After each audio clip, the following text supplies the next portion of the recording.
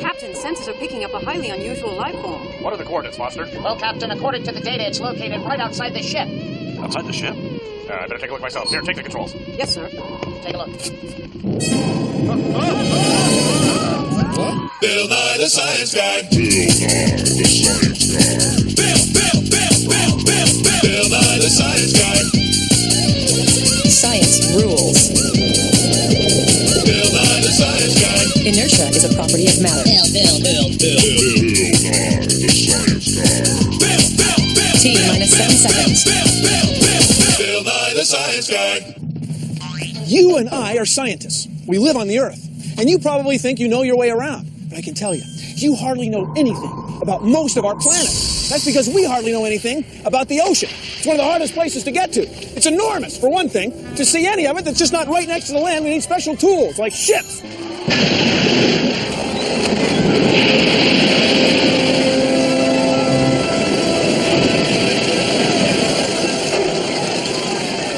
The ocean goes a long way out and a long way down!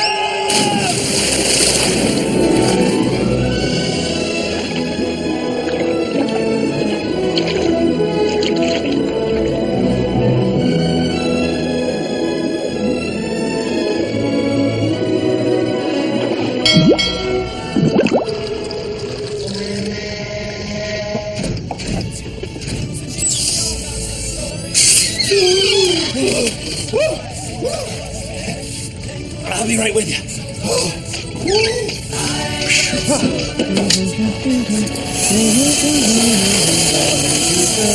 I do it so I sing to your spirit, the men who have served you so long and so well.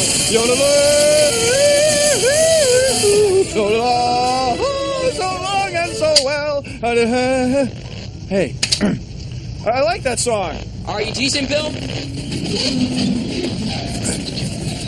To know the world's ocean, you have to travel vast distances.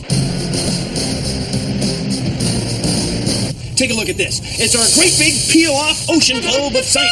And I'm going to peel off the land.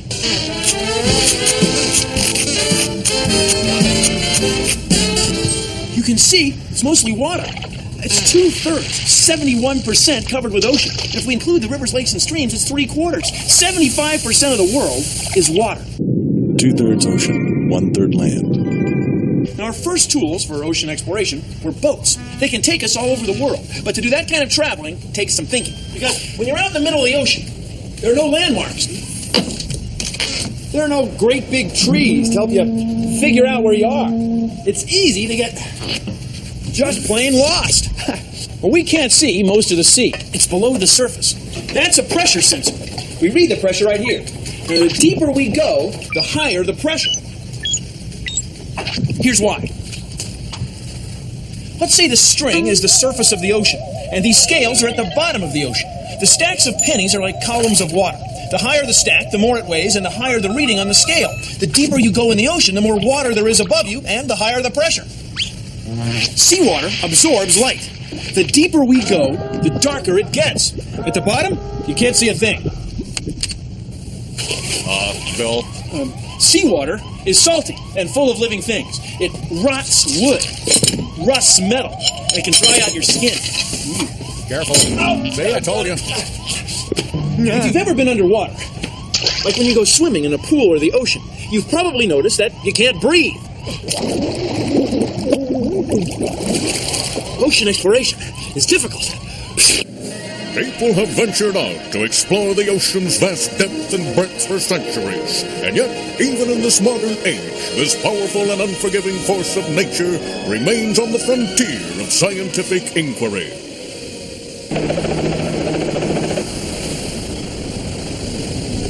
We're right here, right on the edge. See, this is Land's End, where the land stops and the ocean begins. So you can go back that way, thousands of kilometers. You'll see lots of roads and buildings and lots of other humans. But if you go that way, thousands and thousands of kilometers, you won't see anything but ocean. Most of it is unexplored. See, all of this right here is all of that right there. For thousands of years, humans have endeavored to explore beneath the surface of the ocean. The most direct way to study the sea has been to dive right in and explore. Oh, but people are not fish. Underwater, humans have no way to breathe, at least not without special gear. This is a snorkel. It allows you to breathe with your face underwater. And you might think, why not just get a really long snorkel and dive as deep as you want? Well, it doesn't work, because the water pressure on your chest is higher than the air pressure above the water, and the air won't make it down the tube no matter how hard you breathe. Roll that tape. Bill Nye, the science guy, now is suited up and is lowering himself into the water. He equipped him with a 3-meter snorkel through which he is attempting to breathe surface air. He's actually trying to breathe. No, wait a minute, he's signaling no air. Yes, that's what he's saying. So humans invented this, the self-contained underwater breathing apparatus, or SCUBA. It uses very high-pressure air from this tank and a special valve that lets just the right amount of air into your lungs so that you can breathe underwater. Roll that tape. Underwater and breathing normally, our brave explorer can swim with the fishes, commune with the natural wonders of the sea. The daily goings-on beneath the surface are at his fingertips. Unfortunately, humans must realize that life underwater is not without its dangers. Life forms well suited to this mysterious environment can pose problems. Ocean exploration continues to be difficult. The ocean is a harsh environment, an environment that humans aren't too well suited for. So to explore the ocean, we need machines, big machines, ships.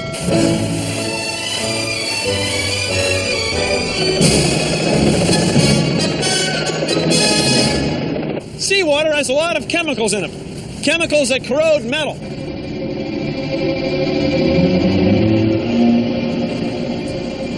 So every once in a while, we have to haul a ship completely out of the water to get it completely clean.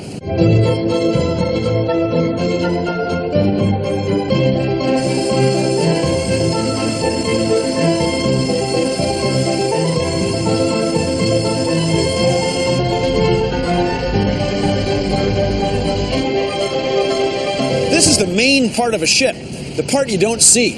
Now, the bigger the ship, the bigger the propellers. And when you're out in the open ocean, the bigger the ship, the better.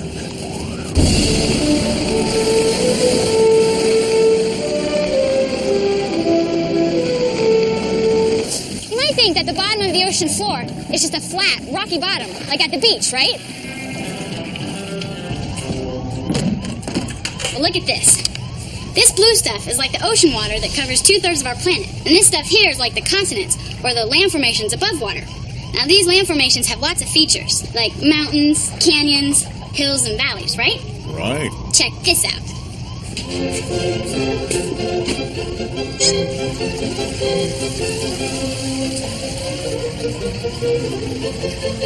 It's working!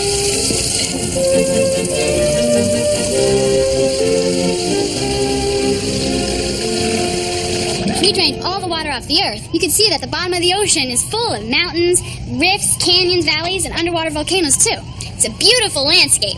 I mean, seascape. I mean, ocean, floor, land, underwaterscape. Anyway, it's always there. You just can't see it. Right. The bottom of the ocean is hard to get to. So how do we know what it looks like? Well, scientists used to drop a weight on a rope or a chain from a ship at the surface. By keeping careful track of how much rope or chain was needed to reach the bottom, scientists could measure the depth of the water. Then, by keeping track of the depth at different parts of the ocean, we can make a map, like this.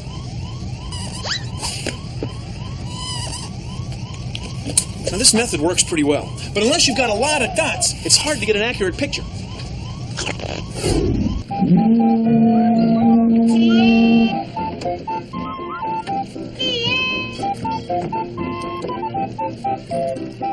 Nowadays, scientists use echo-sounding equipment instead of weights. By sending pulses of sound toward the bottom and timing how long it takes for the echoes to come back, we can figure out how deep the ocean is. See, if the bottom of the ocean were shaped like my hand, with ridges and valleys like this, the echoes would come back more quickly from the shallower places, and it would take longer for the echoes to come back from the deeper places. See, it works kind of like this pin toy, with each pin representing a ping of sound. See, there's a picture of the ocean floor.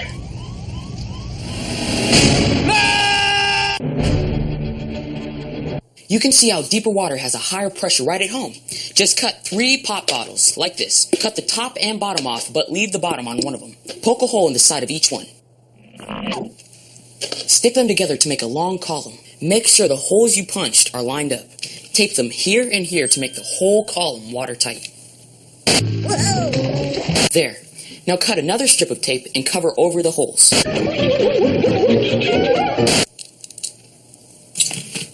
There. Now fill it up with water.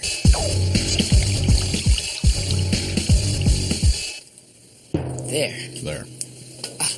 When you're ready, pull the tape off the holes. There. See? The water comes out the holes. It shoots out the bottom hole the furthest because the water pressure is greater the deeper down you go. That's one of the reasons exploring the ocean is so difficult. Human bodies aren't designed to withstand high pressures. But don't just take my word for it. Try it! How deep is the ocean? Is it as deep as, say, the Empire State Building is tall? Well, take a look. In some parts of the ocean, like the Mariana Trench, you could stack about 36 Empire State Buildings. Whoa. It's 11,000 meters deep, 7 nautical miles straight down. The deepest part of the ocean is as far from the surface as we are from that plane. That's how deep the ocean is. Whew! That's deep. The oceans cover over 70% of the Earth's surface. 70%. No matter where you live, the oceans affect you. The oceans affect you. Understanding the oceans help us understand the Earth. Understand the Earth.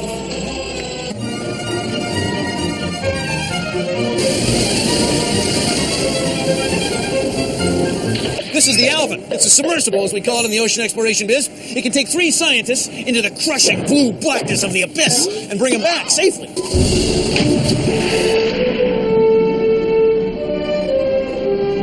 It's got very bright lights, cameras to record, and arms to reach out and grab stuff, samples we can bring back upstairs. It's cool.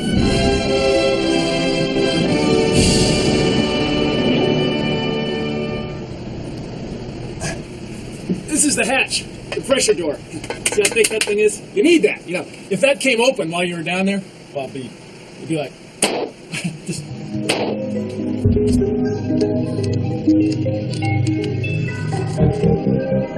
So, Steve, we're inside the ball here. We're inside the sphere here. Yeah. It's titanium. Everything's titanium. It's about 2 inches thick, about 7 foot diameter. Huh. You take a lot of pressure. Yeah, we're designed to go down to 4,500 meters. That's about 14,700 some odd feet. How much pressure is on the outside? At that depth, it's about 6,600 pounds per square inch pushing in on us. That's over 400 atmospheres. Yeah, that's about right. So if that hatch came open, I mean, that'd be bad. It'd just be like sort of like.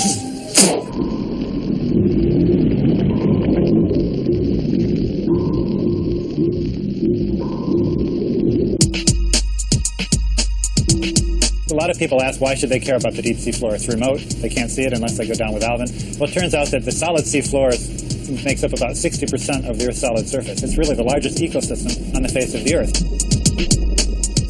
Well, I'm a deep sea biologist. I'm interested in understanding how animals on the ocean floor make a living and how they interact with the sediments. And deep sea is an interesting system in that all the food that's coming down for these animal feed is raining down from above, either as small particles or as big bodies of animals like fish and sharks and whales that then provide food for animals on the sea floor. The deep ocean is a difficult environment because of high pressure, low temperature, growth of nature, seawater. One of the ways we deal with this, of course, is we go down with Alvin and we look out of the window or the porthole of Alvin. It's quite surprising. You go down in this elevator all the way down to the bottom of the ocean, but you only have 3 little holes that you can look out and see things on the bottom.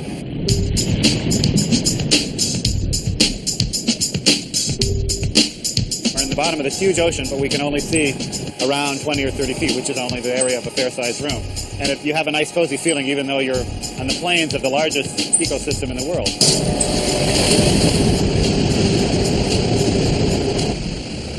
This is Jason. It's an ROV, a remotely operated vehicle, a robot, and it's been to parts of the Earth that no human can ever go. It's been to ships that have sunk in 4,000 meters of water. And it's explored ecosystems 6,000 meters deep. And it's taken pictures of animals that probably look as weird to us as this thing looks to them.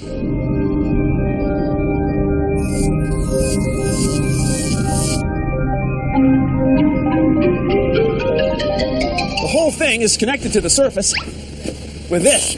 It's a very strong cable.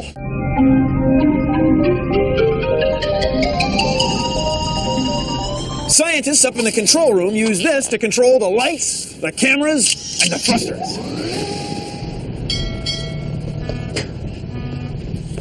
That's the control room, right on the deck of the ship. This is where we control Jason, on the surface, from the deck of the ship. There are 7 kilometers of cable. Jason can go where no person can, where the pressure is crushing. It's dark and cold. See, we collect all the data right here, record all the video from the cameras. We control it with this joystick. It's like a big video game, except it's real. In Alvin, scientists could reach 86% of the ocean floor. With the remotely operated vehicle Jason, scientists could see 98%. It's pretty cool, huh? Well, the deep ocean has a lot of pressure. If you take a typical styrofoam coffee cup, there's a lot of airspace inside the plastic that you may not realize is there. Take a styrofoam cup down with Alvin, all the air spaces in the cup become compressed.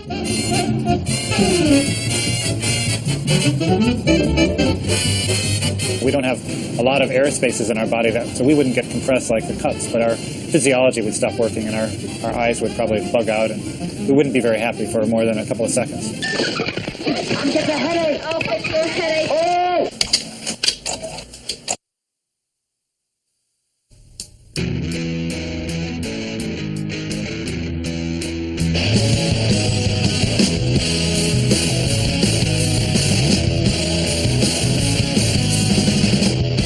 Exploration of the deep cool ocean.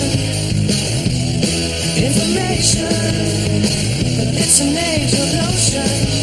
2/3 of the planet's underneath the salty sea. Getting down below the water, it ain't easy, don't you see? There's the pressure, but there's no light or air. Cold temperature, must prepare to go down there. So get yourself some scuba or a diving suit or bell. Hop in a submersible and you can see quite well.